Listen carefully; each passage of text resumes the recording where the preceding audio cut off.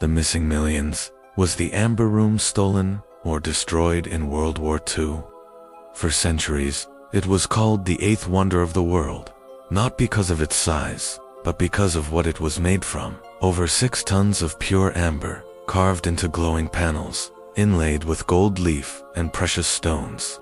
When candlelight touched its surface, the walls themselves seemed to burn with fire. This was the Amber Room, a masterpiece of craftsmanship and power, created not just to be admired, but to intimidate. And then, in the chaos of World War II, it vanished. The story begins in the early 18th century, when the Amber Room was commissioned for Prussian royalty, before being gifted to Peter, the Great of Russia, as a symbol of political alliance. It eventually found its home in the Catherine Palace near St. Petersburg, where it became a symbol of imperial luxury and national pride. For over 200 years, it stood untouched, admired by emperors, diplomats, and visitors from across Europe. Then came 1941. As Nazi forces advanced deep into Soviet territory during Operation Barbarossa, curators at the Catherine Palace desperately attempted to protect the Amber Room. But amber is fragile. Unlike paintings that could be rolled or sculptures that could be created, the panels crumbled when handled. With no time and no viable way to evacuate it, officials attempted a last-ditch effort, disguising the room behind wallpaper, hoping the Germans would overlook it. They didn't. German art looting units, trained specifically to identify and seize cultural treasures, recognized the Amber Room immediately. Within days, the panels were carefully dismantled, packed into crates, and shipped west to Königsberg, the capital of East Prussia. There, the Amber Room was reassembled inside Königsberg Castle, where Nazi officials proudly displayed it as a reclaimed German treasure. This is where the certainty ends and the mystery begins. By 1944, Königsberg had become a target. Allied bombing raids devastated the city, setting vast sections ablaze. In 1945, as Soviet forces closed in, chaos consumed the region. Fires raged uncontrollably. Civilians fled. Nazi officials destroyed documents, abandoned posts, and vanished. And the Amber Room disappeared.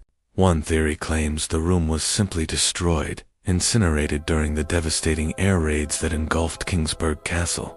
Amber burns easily, under intense heat. It doesn't just melt, it vaporizes. According to this explanation, the room was reduced to ash, leaving nothing behind but legend and regret. Supporters of this theory point to eyewitness accounts describing massive fires inside the castle and the complete collapse of key sections. Soviet investigators later reported finding charred remains and rubble where the Amber Room had once stood. No intact panels were recovered. No crates. No inventory. Case closed, or so it seemed. But then the contradictions began. Some witnesses claimed to have seen crates loaded onto trucks and trains in the final weeks of the war. Others insisted the Amber Room was dismantled again and moved to an unknown location as Königsberg prepared for siege. Nazi evacuation efforts were chaotic, but not non-existent. Priceless art was known to be transported to mines, bunkers, and remote estates across Germany and occupied territories. Then there are the fragments. In the decades following the war, small pieces believed to be from the Amber Room surfaced on the black market. A mosaic panel appeared in Germany in the 1990s. An amber chest of drawers, possibly from the room, was returned to Russia in 2000. These fragments suggest that at least some parts survived the war, raising the question of how they escaped total destruction. Treasure hunters have searched relentlessly. Abandoned mines, collapsed tunnels, sunken ships in the Baltic Sea, secret chambers beneath ruined castles. Even underground Nazi bunkers in modern-day Poland and Russia have been excavated based on rumors and wartime maps. Each expedition fueled hope. Each ended in disappointment. Yet no definitive proof of destruction has ever been found. No ash conclusively linked to the Amber Room. No photographic evidence of its ruins. No official Nazi documentation confirming its loss. In fact, records from the final months of the war are conspicuously silent. Some historians believe this silence was intentional. The Amber Room was worth an estimated hundreds of millions, possibly billions, in today's currency. More importantly, it was symbolic. Possession of it meant power, prestige, and leverage. It is difficult to believe that such a prize would be casually abandoned without a trace.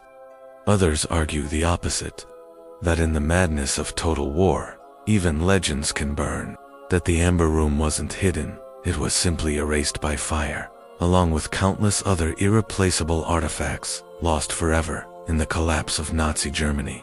Today, a reconstructed Amber Room stands once again in the Catherine Palace.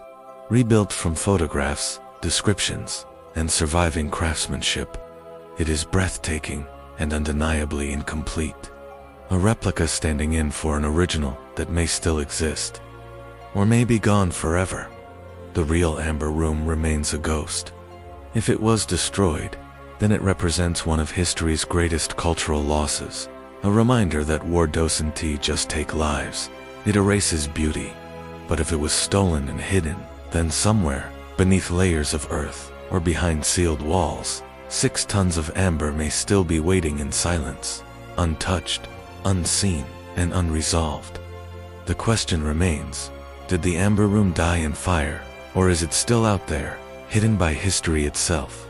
And until that question is answered, the 8th wonder of the world remains exactly what it has been since 1945. A mystery worth millions.